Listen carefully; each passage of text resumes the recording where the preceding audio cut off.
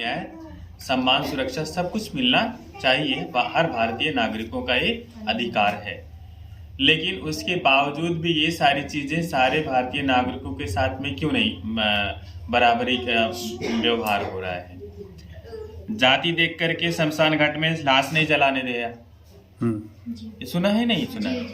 अभी दिल्ली की घटना, ज्यादा दिन पुराना नहीं है। जाति देख करके आप जहां जबरदस्ती पूजा करने जाते हो आपका जल नहीं चढ़ाने देता है? जाति ही देख करके आप क्या नाम है आपको बराबर में बैठने नहीं देता। जाति देख करके ही आपका क्या नाम है अपने गिलास में पानी क्यों नहीं देता है? यही ना है? ऐसा क्यों है? क्या कारण है? तो ऐसी विषमतापूर्ण चीजों को आप अगर अपने अंदर थोड़ा सा स्वाभिमान है, थोड़ा सा सम्मान, स्वाभिमान की जो भावना है, हम ये नहीं कहते हैं कि आप भगवान बुद्ध के ही सिद्धांतों को माने, ऐसा कोई जरूरी नहीं है। आपके अंदर जो स्वाभिमान है, स्वाभिमान की जो भावना है कि नहीं हम किस जाति के हैं, ये नहीं, हम पहले भारतीय नागरिक हैं और मुझे इंसान होने का जो हमें अधिकार है, हमको भी सम्मान, सुरक्षा और सारे अधिकार हमको भी मिलने चाहिए। जब ये भावना आप अपने मन में बिठाएंगे तो किसी तरह का इस तरह का गलत तरीके का जो अन्याय, अत्याचार, शोषण होगा आप उसको दूर करने का प्रयास करेंगे या आप उससे दूर होने का प्रयास करेंगे। क्योंकि जहां पर आज तक आप लोगों ने किसी भी तरीके का भेदभाव, शोषण का आप शिकार हैं या शिकार हो रहे हैं, तो अगर आप नहीं पहल करेंगे तो जो शोषण करता है वो कभी नहीं चाहेगा कि इस तरीके की व्यवस्थाएं खत्म हो। ठीक है? तो भगवान बुद्ध की परंपरा में कोई किसी जाति विशेष का नहीं है। बुद्ध की परंपरा में आप इंसान हैं, बस इतना जरूरी है। आप धम्म के अनुसार आचरण करें, आपका जो जीवन में भी सारी चीजें हैं वो हमारे कर्मों के कारण है। ठीक है? तो यहाँ पर इसीलिए सबसे पहले हम वंदना जब करते हैं भगवान बुद्ध को, तो सबसे पहले साधु साधु करके, साधु मतलब ये बाहर घूमने वाले सारे दाढ़ी रखा करके लाल पीला काला कपड़ा पहन करके घूमने वाले बाबा महाराज नहीं। साधु मतलब जो गृहस्थ भी है और गृह त्यागी भी है, वो व्यक्ति शील संगत आचरण करे, आपका ना जीवन अनुशासित तरीके से जिए, अपने जीवन में जो कुछ भी प्राप्त कर रहा है वो अपने मेहनत, अपने ईमानदारी, अपने कौशल, अपने कर्म से प्राप्त कर रहा है, वो अपने जीवन में आगे बढ़ रहा है, वो इस तरीके का भगवान बुद्ध मार्गदर्शन करते हैं। तो हम इसलिए साधु मतलब स्वयं को साधे, स्वयं को समझे। आज बताएं क्या कारण है कि इतना आजादी के 76 वर्षों के बाद भी वो अनुसूचित जाति का व्यक्ति हो, अनुसूचित जनजाति का व्यक्ति हो, पिछड़ा वर्ग का व्यक्ति हो, उनके साथ अमानवीय सलूक क्यों किया जा रहा है, अमानवीय व्यवहार क्यों किया जा रहा है? क्या लोग इस चीज को समझने के लिए तैयार है या समझना नहीं चाहते? आप ऐसे कर्मों को क्यों करते हैं जो आपको इंसान होने से बाहर रखता है? आपके पास बहुत सारे कार्य हैं, आपके पास बहुत सारे अवसर हैं, आपके पास बहुत सारी चीजें हैं, आप उसमें अपना एफर्ट लगाओ, आप उसके दिशा में अपना काम करने का प्रयास करिए, बच्चों को अच्छी शिक्षा देने का काम करिए, बच्चों को अच्छा संस्कार देने का काम करिए। तमाम बुराइयां जो है,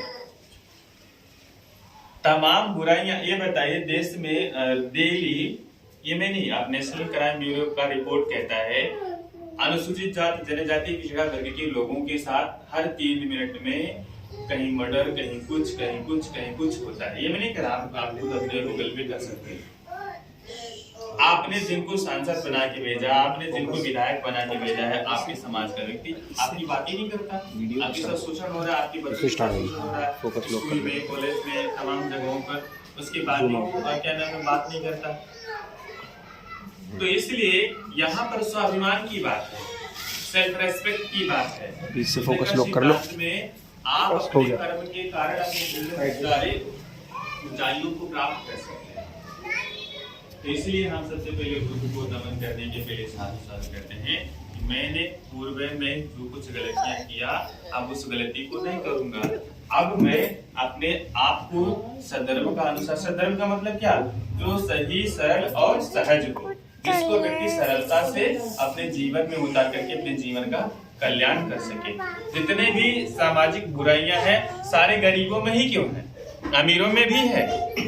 ये बताइए, सारे शराब के ठेके गरीबों के मोहल्ले में भी खुलते हैं, है?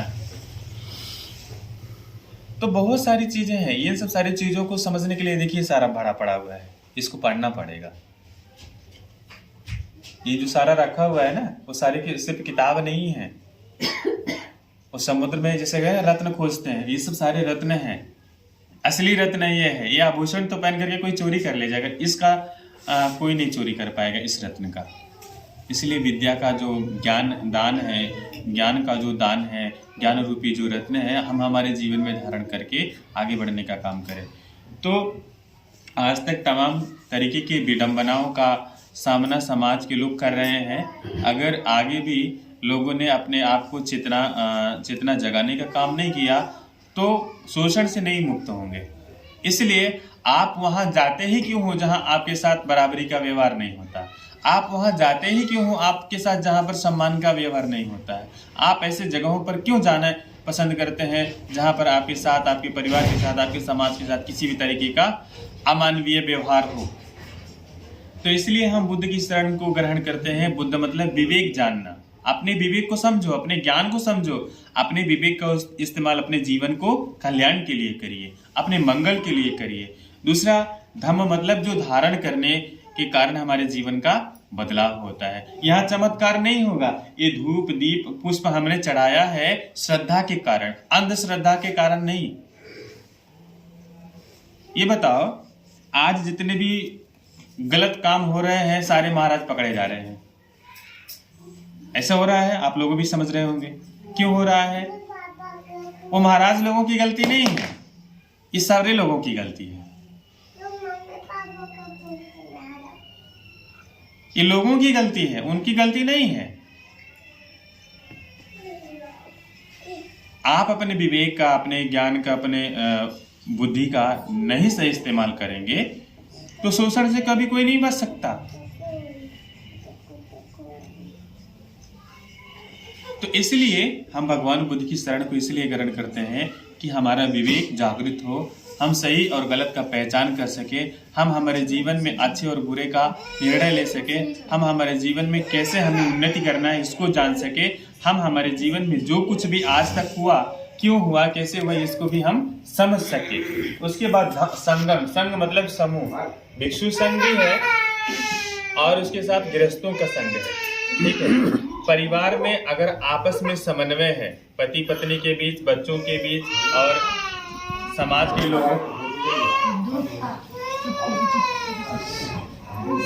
लोगों के बीच में अगर आपस में समन्वय है तो गृहस्थी बड़ा अच्छा चलता है, ठीक है।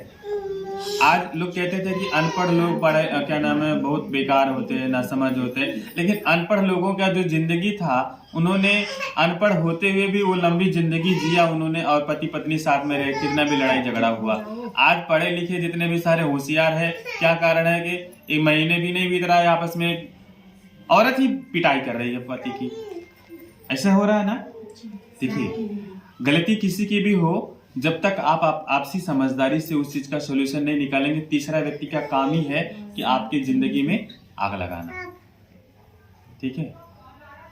तो जब आप अपने विवेक से, अपने समझदारी से काम नहीं करेंगे तो आपका परिवार में जो संघ है वो नहीं बन पाएगा, ठीक है।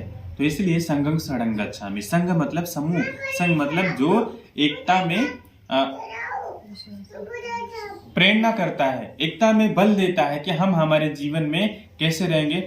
पति पत्नी है तो देखिए जीवन चलेगा, खटपट किसी ना किसी बात को लेकर सहमति असहमति बनेगी, ठीक है। कभी कोई किसी बात को लेकर के, कभी कोई किसी बात को लेकर के, परंतु एक अच्छे गृहस्थ का जो जिम्मेदारी है कि दोनों एक दूसरे को सही तरीके से समझे कि हमारा पति कमा रहा है तो हम उसी में गुजारा करें, तीसरा का देख करके नहीं। हमें जरूरत तो हम भी मेहनत करें, परिश्रम करें। आपस में जो परेशानी का कारण क्या है वो तीसरे का लोग देख रहे हैं, चाहे वो लड़का हो चाहे लड़की हो, ठीक है। तीसरे का जब तक देखेंगे तब तक जीवन में जो कुछ है उसका भी सुख नहीं ले पाएंगे, जो है उसका सुख नहीं ले पाएंगे, जो नहीं है उसका दुख भोगेंगे अलग से, इसलिए जो कुछ है उसमें सुखी रहने का प्रयास करें।